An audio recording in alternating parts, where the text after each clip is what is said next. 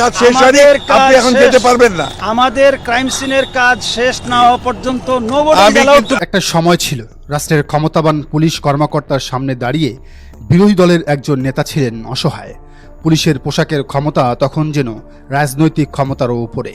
রাজপথে বিরোধী দলের মিছিল থামাতে গিয়ে যে পুলিশ কর্মকর্তার বিরুদ্ধে হামলা ও নির্যাতনের অভিযোগ উঠেছিল, সেই পুলিশ কর্মকর্তা ছিলেন বিপ্লব কুমার সরকার। বিপ্লব কুমার সরকারের হাতে তখন লাঞ্ছিত হয়েছিলেন মির্জা ফখরুল ইসলাম আলমগীর। শুধু তাই নয়, এমন ঘটনার শিকার হয়েছিলেন বিএনপির তৎকালীন সংসদ সদস্য ও বিরোধী দলের চিফ হুইপ জয়নুল আবেদিন ফারুক। কিন্তু ইতিহাস কখনো একই জায়গায় দাঁড়িয়ে থাকে না। আজ সেই বাংলাদেশের রাজনৈতিক দৃশ্যপট সম্পূর্ণ বদলে গেছে। সে সময় পুলিশ কর্মকর্তারা রাজনৈতিক ক্ষমতার ছায়ায় বিরোধীদের দমন করতেন বলে অভিযোগ উঠত। আজ রাষ্ট্রের সর্বোচ্চ সাংবিধানিক পদে বসেছেন সেই রাজনৈতিক শিবিরেরই অন্যতম গুরুত্বপূর্ণ নেতা মির্জা ফখরুল ইসলাম আলমগীর। আর সেই পুরনো পুলিশ কর্মকর্তা বিপ্লব কুমার, তিনি কোথায়? কেন তার বিরুদ্ধে একের পর এক অভিযোগ ও মামলা সামনে আসছে? তিনি কি এ দেশে আছেন, নাকি সীমান্ত পেরিয়ে ভারতে দাদাদের দেশে চলে গেছেন? আর যদি সত্যি তিনি বিদেশে পালিয়ে গিয়ে থাকেন, তাহলে বাংলাদেশের আইনের হাত কি সেখানে পৌঁছতে পারবে? সবচেয়ে বড় প্রশ্ন, ক্ষমতার পালাবদলের পর কি এবার পুরনো ক্ষমতার হিসাবও পাল্টে যাচ্ছে? সময়টা 2011 সালের জুলাই। বিএনপির ডাকা হরতালকে কেন্দ্র করে ঢাকার রাজপথ তখন উত্তপ্ত। তৎকালীন বিরোধী দলের চিফ হুইপ জয়নুল আবেদিন ফারুক সংসদ ভবনের সামনে মিছিল নিয়ে এগোচ্ছিলেন। সেখানেই পুলিশের সঙ্গে তার উত্তেজনাকর পরিস্থিতি তৈরি হয়। পুলিশ সদস্যরা তার উপর হামলা করেন এবং তাকে লাঠি দিয়ে মারধর ও বুট দিয়ে লাথি দেওয়া হয়। এই ঘটনায় আলোচনায় আসে দুই পুলিশ কর্মকর্তার নাম, হারুনুর রশিদ এবং বিপ্লব কুমার সরকার। তখন বিপ্লব ছিলেন অপেক্ষাকৃত জুনিয়র পর্যায়ের কর্মকর্তা, কিন্তু সেই ঘটনার পর থেকেই তার নাম রাজনৈতিক অঙ্গনে আলোচিত হতে থাকে। কুমার সরকারের কেরিয়ার এরপর থেমে থাকেনি, বরং তিনি পুলিশের গুরুত্বপূর্ণ দায়িত্বে উঠে আসেন। ঢাকা মহানগর পুলিশের বিভিন্ন গুরুত্বপূর্ণ পদে দায়িত্ব পালন করেন তিনি। 2013 সালের এপ্রিল থেকে দীর্ঘ সময় ডিএমপির তেজগাঁও বিভাগের উপপুলিশ কমিশনার হিসেবে দায়িত্ব পালন করেন। পরে রংপুরের এসপি তথা পুলিশ সুপার হন। এরপর 2022 সালে আবারও ডিএমপিতে ফিরে আসেন। সে সময় বিএনপির অফিসের সামনেই বর্তমান রাষ্ট্রপতি মির্জা ফখরুল ইসলাম আলমগীরের সাথে ব্যাপক বাগবিতণ্ডায় জড়ান বিপ্লব কুমার সরকার। তুচ্ছ তাচ্ছিল্য করেন তখনকার বিএনপির মহাসচিব মির্জা ফখরুল ইসলাম আলমগীরকে। এরপর ধীরে ধীরে আরও গুরুত্বপূর্ণ দায়িত্ব পান বিপ্লব কুমার সরকার এবং এক পর্যায়ে হয়ে ওঠেন ঢাকা মহানগর পুলিশের অন্যতম আলোচিত যুগ্ম কমিশনার। কিন্তু ক্ষমতার শীর্ষে ওঠার সাথে সাথেই তার বিরুদ্ধে অভিযোগও কমেনি, বরং বিএনপির পক্ষ থেকে তার বিরুদ্ধে আরও অভিযোগ সামনে আসে। 2024 সালে বিএনপির নয়াপল্টন কার্যালয়ে অভিযান ও ভাঙচুরের অভিযোগেও তার নাম আসে। বিএনপির পক্ষ থেকে অভিযোগ করা হয় 2022 সালে হারুনুর রশিদ, মেহেদী হাসান ও বিপ্লব কুমার সরকার দলটির কার্যালয়ে ঢুকে মালামাল নিয়ে যান এবং ব্যাপক ক্ষয়ক্ষতি করেন। এরপর আসে বাংলাদেশের ইতিহাসের সবচেয়ে অস্থির সময়গুলোর একটি, ছাত্র জনতার আন্দোলন, রাজপথে সংঘর্ষ। পুলিশের ভূমিকা নিয়ে দেশজুড়ে তীব্র প্রশ্ন ওঠে এবং 5 আগস্ট শেখ হাসিনা সরকারের পতন ঘটে। সরকার পতনের পর পুলিশের বহু কর্মকর্তা আত্মগোপনে চলে যান। বিশেষ করে যেসব কর্মকর্তার বিরুদ্ধে আন্দোলন দমনে অতিরিক্ত বল প্রয়োগ কিংবা সহিংসতার অভিযোগ উঠেছিল, তাদের অনেকের অবস্থান নিয়ে অনিশ্চয়তা তৈরি হয়। বিপ্লব কুমার সরকারও তখন আর প্রকাশ্যে ছিলেন না, এমনকি তার বিরুদ্ধে আন্দোলন সংক্রান্ত মামলাতেও অভিযোগ ওঠে। ঢাকার বিভিন্ন হত্যাকাণ্ডের মামলায় তার নাম আসামি হিসেবে উল্লেখ করা হয়। এখন প্রশ্ন, যে পুলিশ কর্মকর্তা একসময় রাজনৈতিক ক্ষমতার অত্যন্ত শক্তিশালী বলয়ের মধ্যে ছিলেন, সরকার পতনের পর তার নিজের নিরাপত্তা কোথায় গেল? সরকার পতনের পর বিপ্লব কুমার কোথায় ছিলেন তা নিয়ে নানা আলোচনা চলতে থাকে।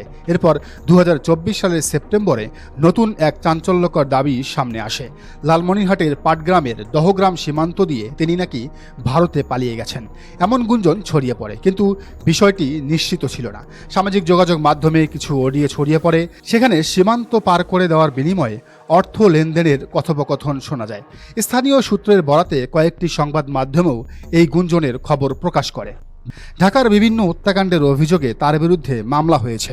এর মধ্যে একটি মামলায় অভিযোগ করা হয়, আন্দোলনের সময় পুলিশের গুলিতে মানুষ নিহত হওয়ার ঘটনায় তিনি অন্য কর্মকর্তাদের সঙ্গে সরাসরি মতিঝিলে জড়িত ছিলেন। বাংলাদেশ পুলিশের বিতর্কিত ও আলোচিত এই সাবেক কর্মকর্তা বিপ্লব কুমার সরকার 21তম বিসিএস ক্যাডারের মাধ্যমে তার কর্মজীবন শুরু করেন। রাজনৈতিক জীবনে জগন্নাথ হল ছাত্রলীগের সাবেক সাধারণ সম্পাদক ছিলেন তিনি।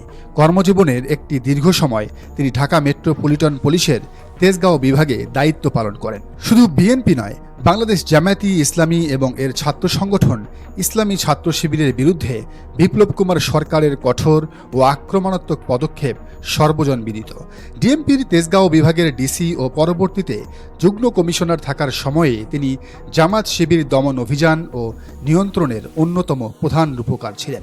2023 সালের 28 অক্টোবর মতিঝিল শাপলা চত্বরে জামায়াতকে সমাবেশ করার অনুমতি না দেওয়ার ক্ষেত্রে তিনি পুলিশ প্রশাসনের পক্ষ থেকে জিরো টলারেন্স ও কঠোর হুঁশিয়ারি উচ্চারণ করেন। এছাড়াও তেজগাঁও ও তৎসংলগ্ন এলাকায় জামাত শিবিরের তথাকথিত গোপন বৈঠক ও ঝটিকা মিছিলের ওপর সার্বক্ষণিক নজরদারি এবং সেখানে ব্যাপক হামলা চালান বিপ্লব কুমার সরকার। ভারতপন্থী এই পুলিশ কর্মকর্তা পান্থপথসহ ঢাকার বিভিন্ন এলাকা থেকে জামাত শিবির নেতাদের রাষ্ট্রবিরোধী কর্মকাণ্ডের অভিযোগে গ্রেফতার ও ল্যাপটপ বই বাজেয়াপ্ত করার অভিযানে নেতৃত্ব দেন।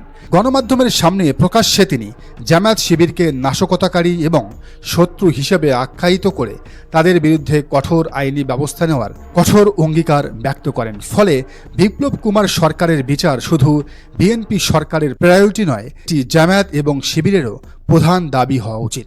এখন এই বিপ্লব কুমার একটি বৃহত্তর প্রশ্নের প্রতীক। রাষ্ট্রীয় ক্ষমতা ব্যবহার করে আইন শৃঙ্খলা রক্ষাকারী বাহিনীর কোনো সদস্য যদি আইন ভঙ্গের অভিযোগে অভিযুক্ত হন, তাহলে তার বিচার কিভাবে হবে? পুলিশের পোশাকের সঙ্গে জনগণের আস্থা জড়িয়ে থাকে। একজন সাধারণ মানুষ যখন পুলিশের কাছে যান, তিনি বিশ্বাস করেন এই মানুষটি তাকে রক্ষা করবেন। কিন্তু যদি কোনো কর্মকর্তার রাজনৈতিক নির্দেশ পালন করতে গিয়ে আইন লঙ্ঘন করেন, তাহলে শুধু একজন ব্যক্তির ভাবমূর্তি নষ্ট হয় না, ক্ষতিগ্রস্ত হয় পুরো প্রতিষ্ঠান। এই কারণেই বিপ্লব কুমারের বিরুদ্ধে ওঠা অভিযোগগুলোর বিচার শুধু তার ব্যক্তিগত ভবিষ্যতের প্রশ্ন নয়, এটি বাংলাদেশের পুলিশ ব্যবস্থার ভবিষ্যতেরও প্রশ্ন। পুলিশ কি রাজনৈতিক ক্ষমতার হাতিয়ার হবে, নাকি সাংবিধানিক ও আইনের প্রতি দায়বদ্ধ একটি পেশাদার প্রতিষ্ঠান হবে? জয়নুল আবেদিন ফারুকের 2011 সালের অভিযোগ হোক, বিএনপির কার্যালয় সংক্রান্ত অভিযোগই হোক, অথবা 2024 সালের আন্দোলন সংক্রান্ত মামলাগুলো, প্রতিটি অভিযোগের তদন্ত হতে হবে স্বাধীনভাবে। যদি অপরাধ প্রমাণিত হয়, শাস্তি অবশ্যই হতে হবে। সেটা বিপ্লব কুমারের মতো ইন্ডিয়ার দালালি হোক, কিংবা শেখ হাসিনার লেসপেন্সার হারুনুর রশিদই হোক। একসময় যে রাজনীতিকদের সামনে পুলিশি ক্ষমতার অদৃশ্য দেয়াল ছিল, আজ সেই দেয়াল ভেঙে গেছে। একসময় যে কর্মকর্তার হাতে ছিল রাষ্ট্রের শক্তি, আজ তার নিজের অবস্থানই প্রশ্নের মুখে। প্রিয় দর্শক, পুরো বিষয়টিকে আপনি কিভাবে দেখছেন জানান মন্তব্যের ঘরে। আর এই চ্যানেলে নতুন হলে অবশ্যই সাবস্ক্রাইব করুন এবং বেল আইকনটি বাজিয়ে রাখুন।